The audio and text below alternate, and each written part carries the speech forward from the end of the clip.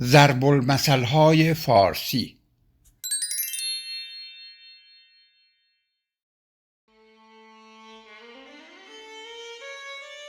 ادب از که آموختی؟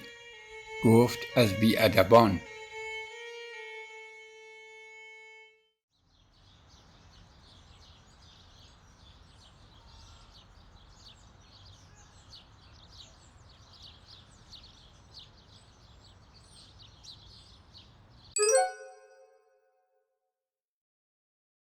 این ضرب المثل نقل شده از گلستان سعدی است.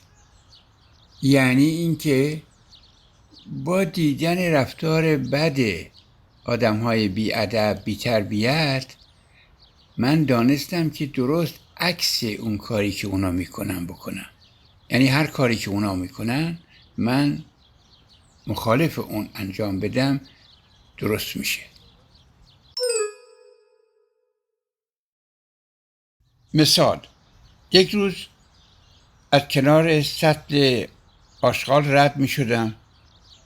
جوانی رو دیدم که پوست موز خودش رو پرت کرد در خیابون. فهمیدم که این کار درستی نیست. با 2 قدم اضافه رفتن می شد اون پوست موز رو برداشت و انداخت توی سطل آشغال. کاری که اون جوان کرد بی‌ادبی محسوب می شد. من رفتم اون پوست موز رو از روی خیابون برداشتم جلوی چشم او و انداختم توی سطل آشغال بدون اینکه به او حرفی زده باشم.